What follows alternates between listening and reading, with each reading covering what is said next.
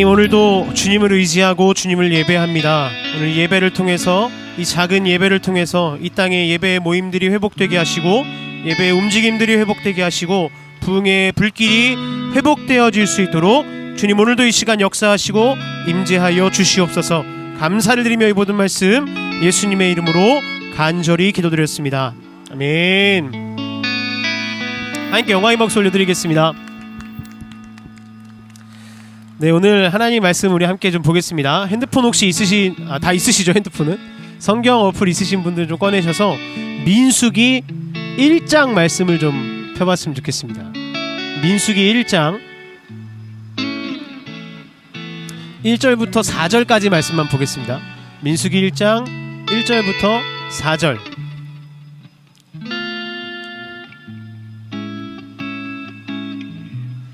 민수기 1장 1절부터 4절 말씀 우리 그렇게 길지 않으니까 같이 한번 읽어보도록 하겠습니다. 이스라엘 자손이 애굽 땅에서 나온 후 둘째 해 둘째 달 첫째 날에 여호와께서 시내 광야 회막에서 모세에게 말씀하여 이르시되 너희는 이스라엘 자손의 모든 회중 각 남자의 수를 그들의 종족과 조상의 가문에 따라 그 명수대로 계수할지니 이스라엘 중 20세 이상으로 싸움에 나갈 만한 모든 자를 너와 아론은 그 진영별로 계수하되 각 지파의 각 조상의 가문의 우두머리 한 사람씩을 너희와 함께 하게 하라. 아멘. 반갑습니다. 저는 고양시 덕양구에서 꿈의 교회라고 하는 교회를 개척해서 담임 목회를 하고 있는 이영준 목사라고 합니다. 이렇게 길거리에 나와서 여러분들 만나고 함께 예배하고 또 찬양하고 하나님 말씀을 나눌 수 있게 돼서 설레고 기쁘고 참 좋습니다. 개인적으로 제가 길거리에서 설교해보는 건 처음이어가지고 좀 떨고 당황하더라도 양해해 주시고 하나님 이 시간 함께 하실 줄 믿습니다. 이 민수기 성경은 이집트라고 하는 나라를 탈출한 이스라엘 백성들이 가나안 땅을 향해서 나아갈 준비를 하는 광야의 생활이 기록된 책입니다. 이스라엘 백성이 율법을 받았던 그 시내산까지 도착하는 게 이제 출애굽기라고 하는 성경이고, 민수기 1장부터 10장까지가 시내 광야에서 이제 광야의 준비를 하는 과정, 그리고 이제 민수기 11장부터 가나안 땅에 들어가는 여정이 기록돼 있어요. 그래서 민수기의 시작점은 광야입니다. 광야. 여러분 광야 혹시 가보신 적 있으세요? 제가 대학원 졸업여행으로 이스라엘 가봤는데 광야를 가면 진짜 아무것도 없어요. 허허벌판입니다. 그냥 막 먼지만 이렇게 영화 서부 영화 같은 데 나오는 것처럼 먼지만 이렇게 날아다닐 것 같이 아무것도 없는 곳이에요. 근데 우리의 삶도 참 광야 같죠? 이 광야와 같은 우리 삶 속에 지금의 현실이 굉장히 열악하고 좀 뭔가 불편하고 힘듦에도 불구하고 우리가 오늘을 힘내서 살아가야 될 이유가 뭘까요? 오늘 하루를 열심히 살아가야 될 이유가 무엇일까요? 민수기 성경이 혹시 그것을 가르쳐 주는데, 오늘의 허락하신 이 우리의 광야 속에서 하나님의 일하심이 무엇인지 우리가 짧게 오늘 좀 살펴봤으면 좋겠습니다. 민수기 스토리의 시작은 하나님의 한 가지 명령으로 시작되는데, 그게 뭐냐면 인구조사예요. 너네가 몇 명인지를 세어봐라. 이 명령을 주세요. 정확하게 몇 명인지 헤아려 보라고 말씀합니다. 근데 이게 왜 중요하냐? 우리가 읽었을 때 사실 아무 의미 없는 것 같죠. 이스라엘 사람이 몇 명이었고 무슨 지파가 뭐 몇 명의, 무슨 지파가 몇 명의, 뭐 이영준이네 가족은 몇 명이고 한혜성이네 가족은 몇 명이고, 이걸 세는 게 뭐가 중요하냐, 이런 의문이 생길 수 있는데, 이 인구조사가 광야를 해석하는 방법을 보여주기 때문에 중요한 겁니다. 이 광야와 같은 나의 삶을 성경이 어떻게 해석하고 있냐면, 광야처럼 막막한 우리의 삶 속에도 하나님은 자신의 뜻과 계획을 따라서 우리를 준비시키고 계신다. 이게 민수기서의 핵심이에요. 민수기 1장의 마지막 부분을 보면 인구조사를 다 해서 이스라엘 수를 이제 몇 명인지 이제 헤아렸는데 60만 3,550명이라고 셉니다. 남자의 숫자만 세라 그래서 그게 그 숫자니까 훨씬 더 많았겠죠. 지금 이집트를 탈출하고 나서 광야에서 숫자를 센 거예요. 근데 이스라엘이 이집트라고 하는 나라에 처음 들어갈 때 몇 명이었냐? 야곱이라고 하는 사람이 자기 가족들을 이끌고 그 가뭄을 피하기 위해서, 그 재난을 피하기 위해서 이집트로 들어가는데 그때 숫자가 70명이었어요. 그러면 지금 들어갈 때는 70명이었는데 나오니까 60만여 명이 됐다는 거예요. 거의 8,600배 정도 부흥을 한 겁니다. 많아졌어요.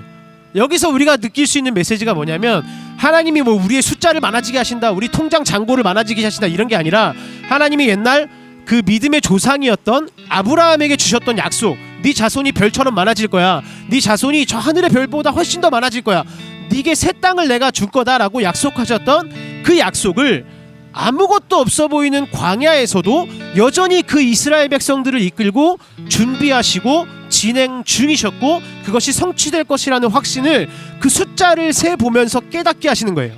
70명이 60만여 명이 된 걸 봐라, 내가 이 약속을 몇백 년이 지난 지금도 여전히 준비하고 있고 실행하고 있다, 이 말씀을 하시는 겁니다. 그러니까 우리가 하나님의 말씀을 듣기 전에는 광야를 딱 보면 아무 희망이 없어 보여요. 하나님의 말씀이 없이 내 삶을 딱 보면 희망이 없어 보여요. 나는 어디다 집을 지어서 살지, 난 어떻게 결혼을 하지, 난 어디 직장을 들어가야 되지, 난 이 석에서 어떻게 살아야 되지, 희망이 없어 보이죠. 근데 말씀에 비추어 보기 시작하면, 숫자를 직접 세어보면 광야가 다르게 보이기 시작한다는 겁니다. 이 시대 문화의 목소리가 우리 삶을 지배하고 공허하게 만드는 부분이 있어요. 뭐냐면 우리가 인생의 광야 같은 상황 속에서 계획이나 목적, 그런 거 없어, 내 삶에 뭐 준비되고 있는 거 그런 거 없어, 그냥 내 삶은 광야고 그냥 내 삶은 내리막길이야, 뭔가를 잃어버리고 있는 삶이야, 통장 잔고도 자꾸 비어가고 뭐도 없어지고, 그러니까 자꾸 이렇게 손실을 중심으로 해서 내 삶을 보게 만들어요. 그게 이 시대의 문화예요. 내가 왜 가난합니까? 모르겠어요. 근데 이거 손해입니다. 손실이 나고 손해를 보는 거예요. 지금 내가 왜 나쁜 직장 상사를 만났습니까? 몰라요. 왜 그런지 몰라요. 근데 그게 지금 나를 불행하게 만드는 거예요. 이거 뭐 우연이지, 뭐 계획, 목적, 인도하심 이런 게 내 삶에 어디 있어, 그러니까 내 맘대로 살면 돼, 이렇게 살아가는 거죠.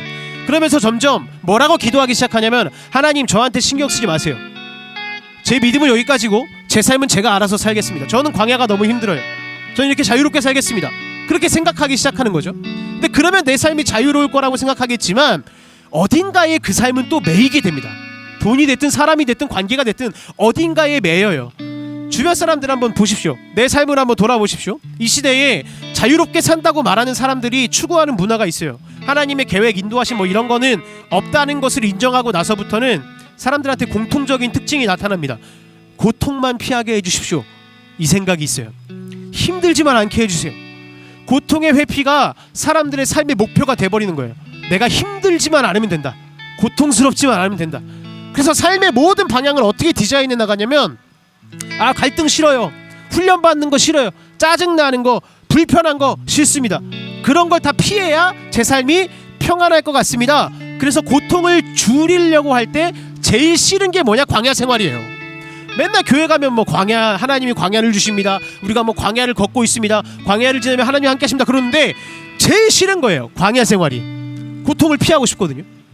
그 광야를 왜 나한테 주시는지 모르겠다는 거죠. 주지 마세요, 하나님, 광야 피하고 싶습니다. 이 반발심이 가득히 심어져 있는 문화가 지금 우리가 살아가고 있는 이 시대라는 거예요. 그럼 이 반발심이 왜 드냐? 우리의 삶에 광야 속에서의 목적이나 계획을 인정을 안 하는 거예요. 광야에 있는 하나님의 그 목적을 인정을 안 하는 겁니다. 그러니까 이 전제에 나도 모르게 삶이 빠져 있으니까 하나님의 인도하심을 받아들이지 못한다는 거죠. 그러니까 자꾸 하나님 덜 힘들게 해주세요, 이거 고통만 안 받게 해주세요, 이 문제만 좀 피하게 해주세요, 이렇게 기도해요. 그러면 감사하겠습니다. 근데 이 시대 문화의 목소리는 덜 힘들면 더 행복해질 거라고 얘기하지만, 여러분 살아보십시오. 분명히 예전보다 이미 덜 힘들어진 부분들이 있을 거예요. 예전엔 이렇게 힘들었지만 지금은 그래도 이건 더 낫다, 돈 조금 더 벌게 됐고, 내가 그래도 승진은 조금 했고, 관계는 좀 좋아졌고, 분명히 취업하려고 발버둥 치고 결혼하려고 발버둥 치면서 한치 앞도 볼 수 없는 상황이 있었는데 그것보다는 나아진 우리의 삶의 부분들도 있다고요. 근데 평안해졌냐는 거죠. 내가 고통을 피하면서 평안해졌습니까? 이 시대는 고통을 피하는데 너의 자원과 힘과 에너지를 쏟아 부어, 그럼 넌 행복할 거야 라고 얘기하지만 하나님의 말씀은 전혀 다른 거예요. 고통이 줄어든다고 행복해지는 게 아니라 광야의 이유를 찾을 때, 이 고난의 과정과 광야의 기간에 의미가 있고 준비하시는 하나님이 있다, 그 이유를 찾고 발견할 때 오히려 당당하게 평안하게 이 길을 걸어갈 수 있는 힘이 생긴다고 하나님은 말씀하십니다. 그러면 하나님께서 준비하시고 계신 그 상황이 우리의 삶에 있다면, 이 광야가 준비의 과정이라면 나는 어떻게 반응하고 어떻게 행동을 하고 삶을 살아가야 될까요? 오늘 이 민수기의 스토리는 우리에게 두 가지를 보여주는데, 짧게 볼게요. 말씀을 통해서 분별을 해야 되고요, 거절을 통해서 구별하는 삶이 필요합니다. 말씀을 통해서 분별해야 되고 거절을 통해서 구별해야 돼요. 먼저 말씀을 통해서 분별을 해야 된다는 건데, 하나님이 아무리 광야에서 일하고 계셔도 깨닫지 못하는 경우가 참 많죠. 그러니까 솔직히 알고 싶지도 않아요. 내 삶이 광야인데 뭐 하나님 어떻게 일하시나 그거 알고 싶지도 않아요. 굳이 막 알 필요도 없을 것 같아요. 힘들지 않는 게 좋으니까. 이스라엘도 마찬가지입니다. 근데 이 광야에서도 하나님이 준비하고 계시다는 것을 어떻게 깨달았어요? 지금 하나님이 숫자를 세보라고 하신, 인구조사 해보라고 하신 그 말씀을 통해서 하나님의 약속을 다시 깨달았잖아요. 분명히 수가 엄청 많았단 말이에요. 60만여 명이면 저기서부터 여기까지 다 채우지 않겠어요? 엄청난 숫자로 많았을 건데, 그 숫자를 직접 세보기 전에는 우리가 많은지 몰랐다는 거예요. 그 숫자를 직접 내가 손으로 헤아려보고 카운팅해보기 전에는 내가 얼마나 많은지 몰랐다는 거죠. 우리 삶도 보세요. 지금 내가 눈 뜨고 보고 있어요. 내 통장 잔고가 얼마인지 보고 있고, 누구를 내가 만나고 있는지 보고 있고, 다 보고 있죠. 그런데 안 보인다는 거예요. 내가 보고 있는데도 모른다는 거예요. 이렇게 수가 바글바글하게 많은데도 하나도 안 보였어요. 그 눈이 멀어 있었습니다. 그러다가 이 눈이 언제 띄어지고 언제 본 거예요? 하나님으로부터 온 그 말씀이 이스라엘 백성들에게 떨어졌을 때 보이기 시작했다는 겁니다. 그 현대인들은 자기 스스로 객관적으로 상황을 파악할 수 있다고 생각해요. 내가 내 스스로 내가 객관적으로 볼 수 있어, 이런 생각이 있어요. 근데 진짜 그러냐? 하나님이 원하시는 방향으로 보는 눈이, 그 영적인 눈이 열리지 않으면 지금 내 가정은 그냥 여전히 불만투성이인 거고, 이 내 회사는 그냥 망할 것 투성이라는 거예요. 하나님의 관점으로 보는 눈이 열리지 않으면 우리의 삶의 새로운 기쁨과 소망은 생겨날 수가 없다는 겁니다. 그렇기 때문에 똑똑한 사람, 뭐 객관적으로 나는 상황 파악을 잘하는 사람이야, 나는 내 상황을 다 보고 있는 사람이야, 이런 사람들이 상황을 이겨낼 수 있는 게 아니라, 말씀을 통해서 분별하는 눈을 가진 사람이 상황을 이겨낼 수 있는 겁니다. 그래서 하나님께서 광야를 통해서 우리가 준비하게 하실 때, 단순히 이게 막 자기계발서 얘기처럼 야 고생 좀 해봐야 돼, 젊은 때 고생은 사서 고생이야, 네가 뭐 훈련을 받아야 돼, 열심히 하면 당연히 보상이 따라오는 거야, 이런 추상적인 방법으로 인도하시지 않아요. 하나님이 주시는 광야에는 분명히 구체적인 목표가 있고, 그것을 분별할 수 있도록 영적인 눈을 열어 가신다는 거죠. 오늘 뭐라고 하나님 말씀하셨는지 다시 생각해보세요. 광야에서 공부해라, 운동해라, 자격증 준비해라, 시험 준비해라, 그런 거 말씀하지 않으셨어요. 하나님이 계획하신 것은 딱 하나뿐이었고, 그것을 깨닫지 못하면 다른 어떤 것도 다 무의미한 거였습니다. 카운팅하는 거죠. 숫자를 세는 거예요. 하나님의 말씀이 역사하고 그 이어지고 있다는 것을, 하나님의 약속이 지금도 내 삶에 이어지고 있다는 것을 보는 것, 거기에 달린 거예요.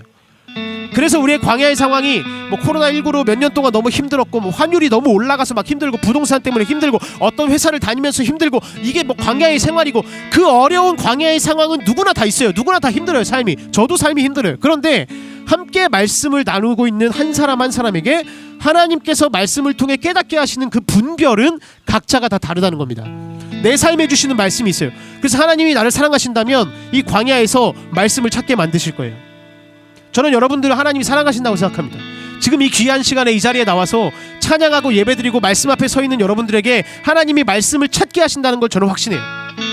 옆 사람 얘기 막 들어보니까 뭐 취업 기간에 이런 게 도움이 된다더라, 직장 다니면서 이런 걸 배운다더라, 다 아닙니다. 이건 다 나중 문제예요. 이건 다 나중 문제고, 하나님이 우리에게 먼저 배우게 하실 건 다른 거예요. 내가 듣고 내가 분별할 수 있어야 됩니다. 그래서 하나님이 세라고 하신, 카운팅하라고 하신 걸 세지 않으면 자꾸 다른 걸 세는 거예요. 인생에 자꾸 불평을 셀 거예요. 나는 뭐가 없어, 이게 안 돼. 불만을 셀 겁니다. 돈을 세고요, 숫자를 세고요, 내 나이를 세고요, 내 아파트 평수를 세고요, 내가 버린 시간들을 세고요, 이런 것만 자꾸 세게 된다는 거예요. 그 하나님께서 각자 개개인에게 분별하게 하신 게 분명히 있습니다. 내가 기도의 자리에 엎드리는 시간, 그리고 말씀으로 분별하는 시간, 이게 광야에서의 우리의 준비 시간이에요. 이 준비가 있어야 돼요. 두 번째는 거절을 통해서 구별을 해야 된다는 건데, 아무리 광야고 아무리 힘들어도 지켜내고 거절해야 될 구별함이 반드시 있다는 겁니다. 오늘 1절 말씀 보면 20살 이상의 남자 숫자만 세라 그래요. 이게 뭐 남녀 차별이 아니에요. 남녀 차별이 아니라 전쟁을 준비해야 되기 때문에 그래요. 약속의 땅에 들어가면 전쟁을 해야 되니까 남자가 몇 명인지를 알아야 돼. 싸울 사람이 몇 명인지를 세라, 이거예요.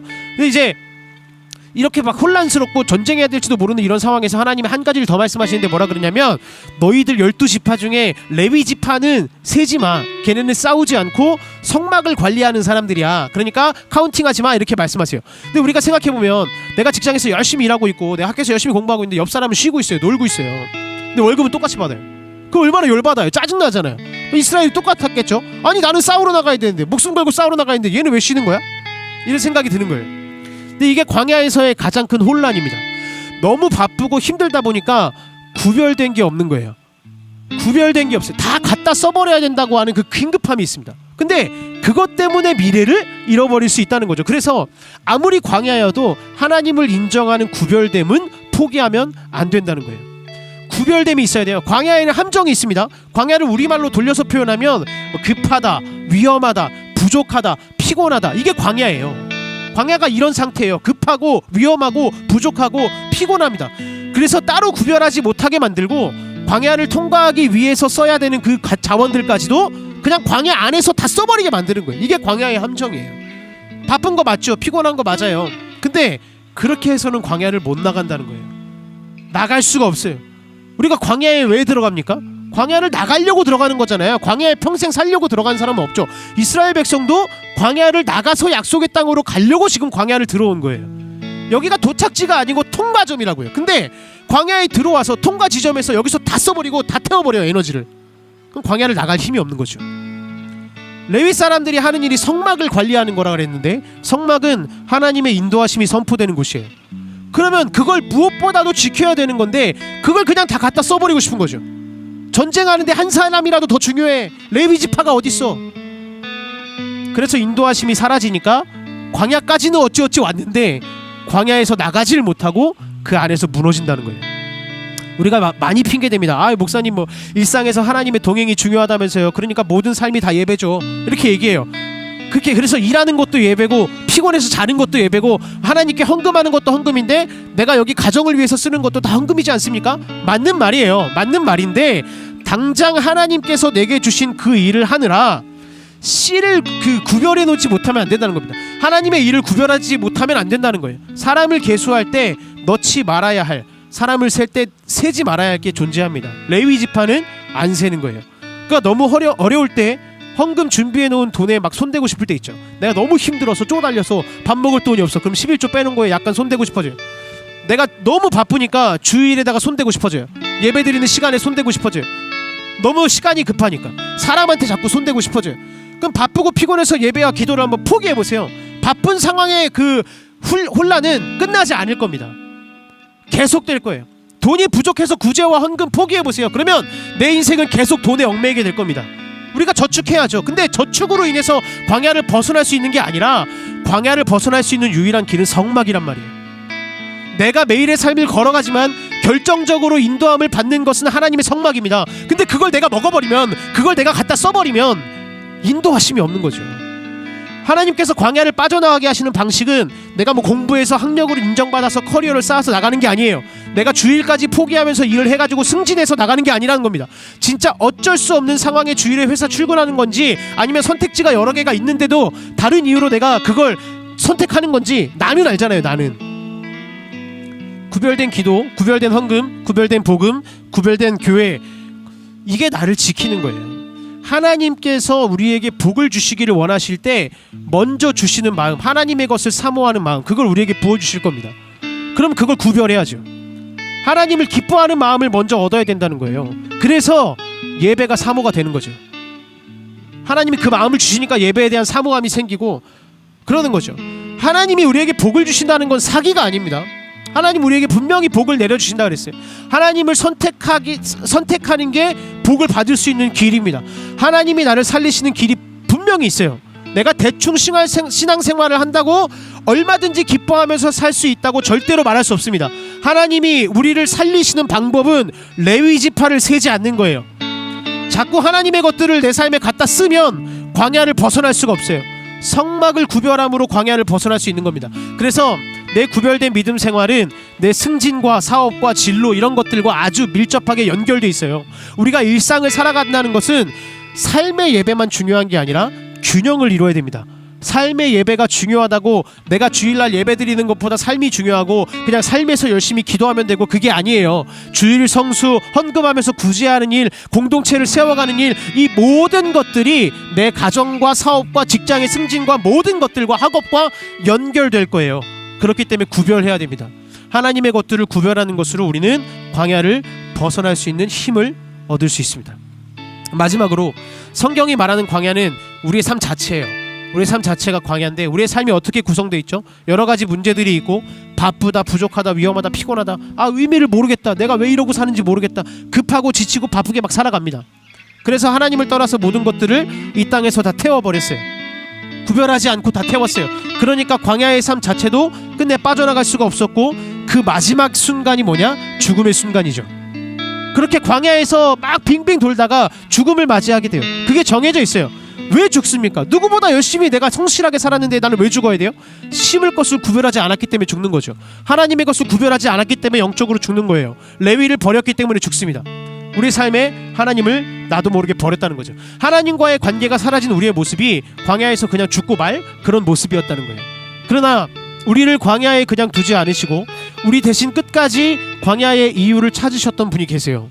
예수님께서 이 땅에 오셔서 십자가에 달리셨을 때 십자가에 아무 의미가 없다고 생각하지 않으시고 끝까지 말씀을 붙드셨습니다. 요한복음 19장 28절 제가 읽어드릴게요. 그 후에 예수께서 모든 일이 이미 이루어진 줄 아시고 성경을 응하게 하려 하사 이르시되 내가 목마르다 하시니, 이게 시편에 나오는 말씀이거든요. 그러니까 예수님은 죽음의 순간까지도 말씀을 붙드셨고, 너무 힘든 그 순간 마지막까지 뭘 찾으셨어요? 성경을 응하게 하려고 성경 말씀을 붙드셨다는 거예요. 하나님의 말씀 앞에 서셨다는 거예요. 광야의 이유, 죽음의 이유, 지금의 삶의 목마름도 하나님이 준비하신 거고 주님이 성취하실 도구로 이미 예수님이 사용하셨습니다. 그러면 주님의 목마르심 덕분에 우리의 광야는 목마르지 않게 된 거예요. 죽음 속에서도 말씀을 붙들고 그 이유를 찾아나가신 예수님의 공로가 내 삶의 광야의 문을 열고 부활의 영생이 다가오는 은혜를 허락해 주셨습니다. 그러면 광야가 내 삶에 끝났다는 건데, 목마르지 않을 거라는 건데, 이상하게 난 여전히 광야에 있죠. 난 여전히 목마르죠. 그런데 우리의 나머지 삶도 예수님의 십자가를 볼 때 다시 생각할 수 있다는 거예요. 하나님 앞에서 내가 구원받고 영생을 소유한 사람임에도 불구하고 광야의 길을 걸어가는 이유가 단순히 죄를 지어서 심판을 받는 거고 내 인생이 무너지고 그런 게 아니라, 주님이 십자가의 길, 광야 속으로 걸어가신 것과 마찬가지로 내 삶의 광야 길에서 나를 하나님이 단련시키시고 나를 준비시키시고 이 광야에서 분명하게 성취하실 일들과 이유가 있다는 것을 우리는 복음을 통해서 확신할 수 있습니다. 그래서 분별해야 돼요. 말씀을 분별해야 되고요. 믿음의 가치가 아닌 것들은 거절함으로 구별해내야 됩니다. 그 안에 광야를 뚫고 나갈 수 있는 확신이 나오는 거예요. 말씀을 마치겠습니다. 오늘의 삶이 광야 같죠? 광야 같습니다. 그러나 이 광야와 같은 삶 속에서 이유를 찾고 하나님 앞에 구별됨을 유지하십시오. 구별됨을 유지하십시오. 말씀으로 분별하시고 세상의 가치를 거절하면서 준비하시고 성취하시는 그 하나님의 일하심을 삶 속에 실제적으로 경험하는 모든 영혼들 되시기를 주님의 이름으로 간절히 축복합니다. 아멘. 기도하겠습니다. 하나님 감사합니다. 오늘 우리가 광야의 삶을 살아가고 있는데 우리에게 무엇이 중요하겠습니까? 이 광야의 삶을 버티고 살아가고 광야를 나아갈 수 있는 것이 무엇이겠습니까? 주님, 말씀으로 분별하겠습니다.